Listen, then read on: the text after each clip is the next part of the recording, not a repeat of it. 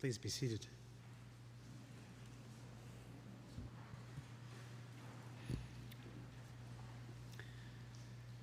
First, I should alert you that today's sermon engages some difficult topics, including abuse and assault. Second, my preparations for the sermon are indebted to the research of Carmen Joy Imes. And finally, if you wish to follow along in a Bible or a Bible app, we begin with chapter 11 of 2 Samuel. As chapter 11 begins, something is rotten in the state of Israel. It's springtime, the time of year when kings go off to war. David, the king, has sent his general and armies out to battle, but David himself has remained in Jerusalem. The text highlights this to make it clear. David is not doing what kings should do. What is he doing instead? David is sitting around. He goes for a casual stroll, and he sees from the roof a woman bathing. Who is on the roof? It's David. David is on the roof of his palace and looking down.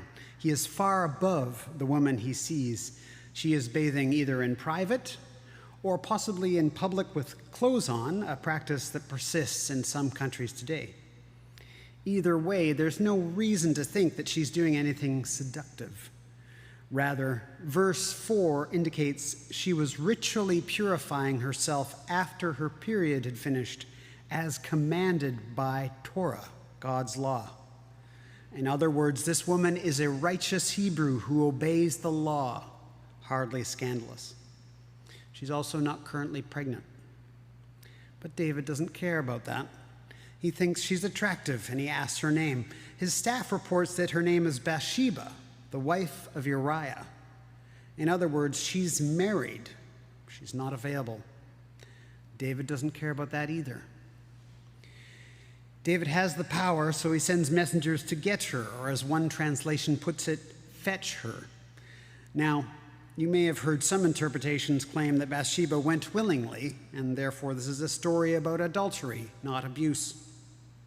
But here's the thing. David is an absolute monarch. He commands someone to come and you go. And if you refuse, he can have you killed, as we'll see. Put yourself in Bathsheba's position.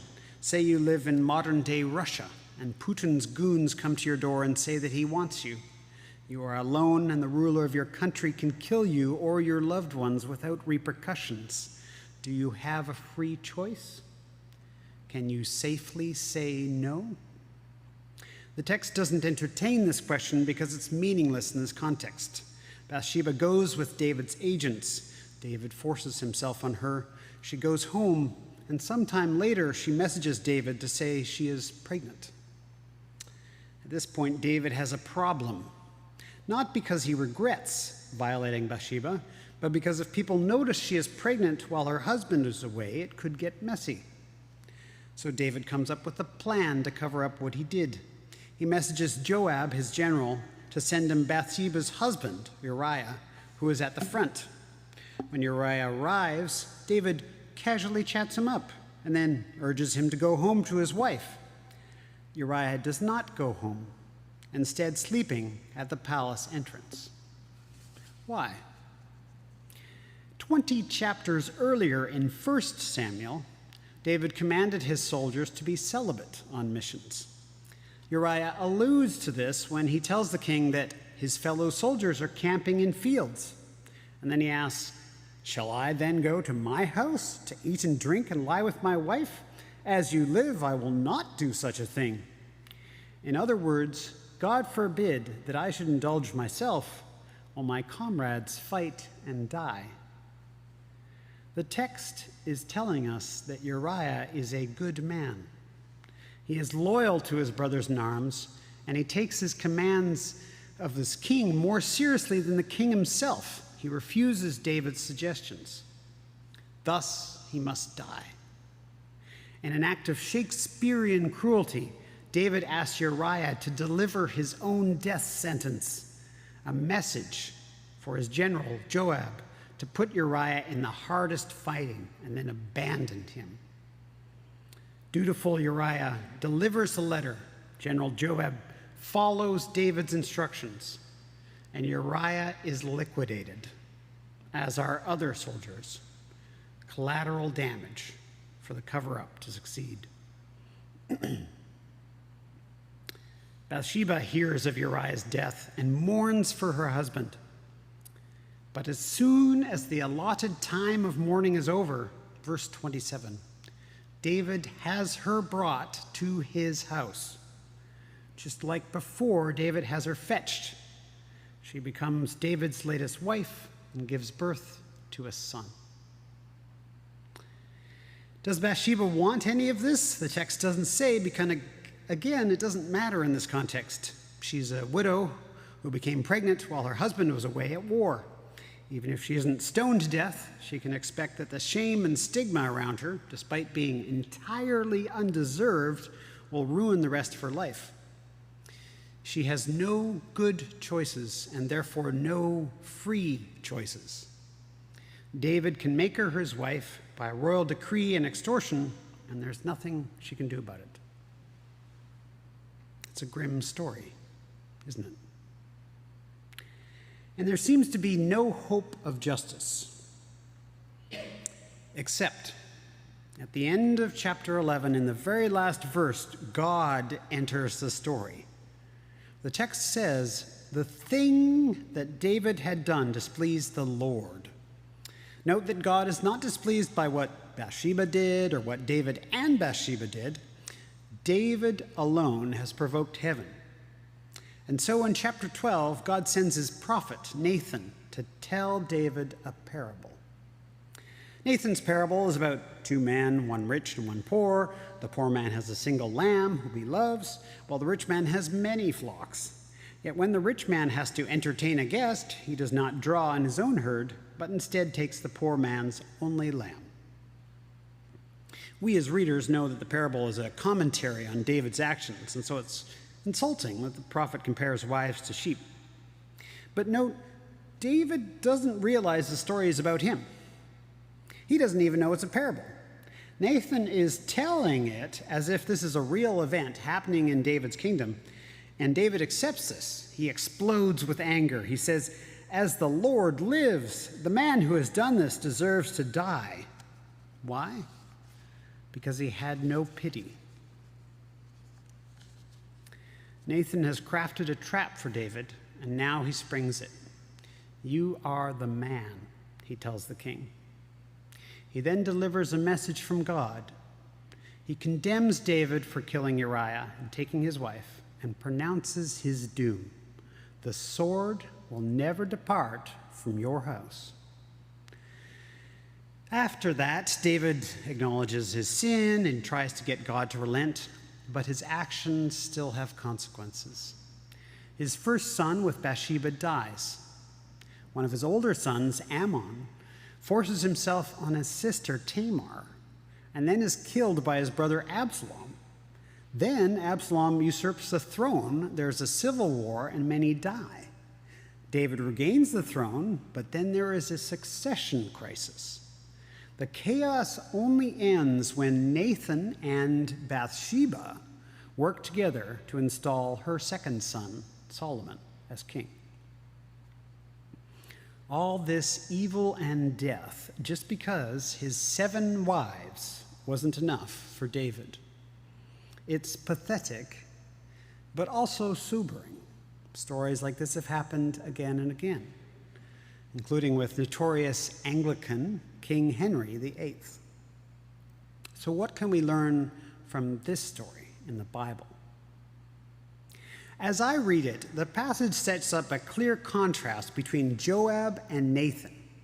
Joab, the general, aids and abets David's evil by arranging Uriah's death, whereas Nathan, the prophet, condemns David's actions. So one application is, don't be like Joab.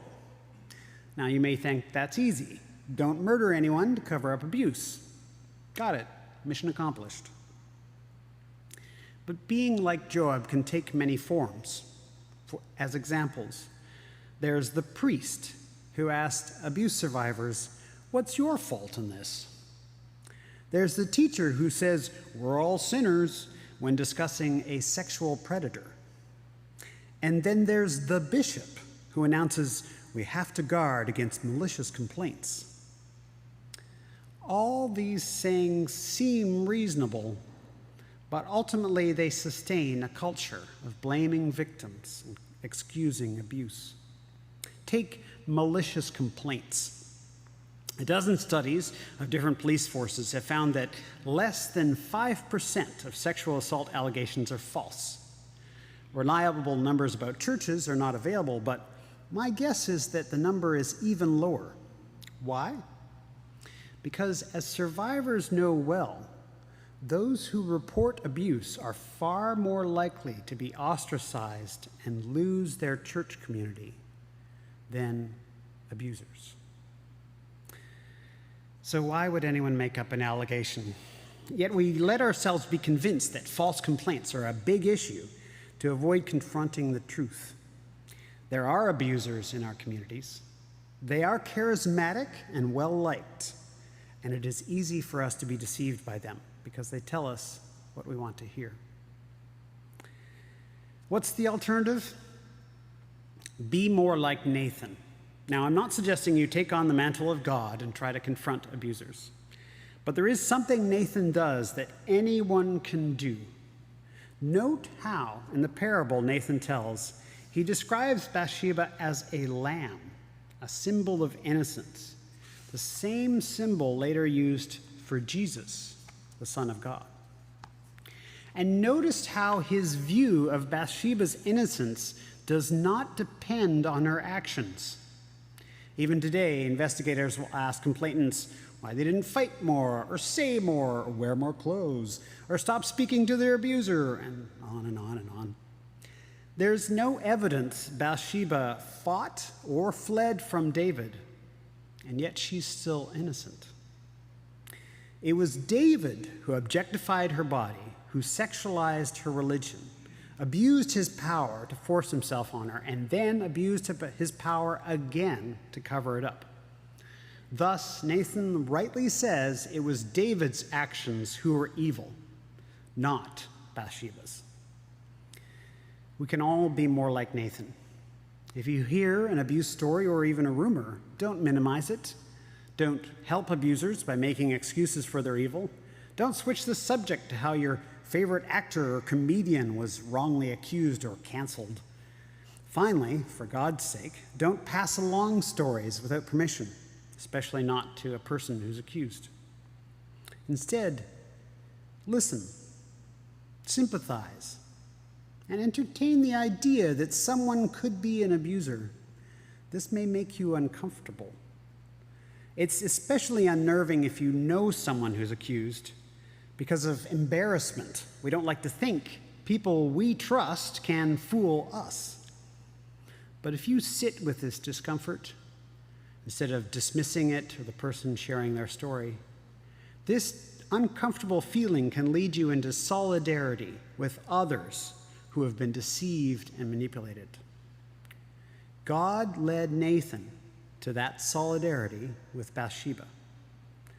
Centuries later, God led the evangelist Matthew, in his genealogy of Jesus we heard today, to that same solidarity.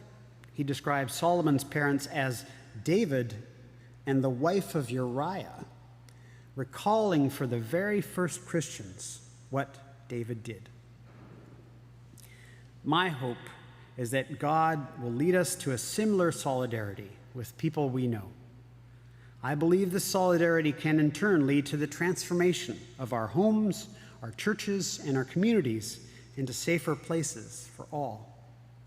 The Spirit only needs our permission to transform us, including our awkwardness, our embarrassment, and our fear, into people of truth, solidarity, and justice. Amen.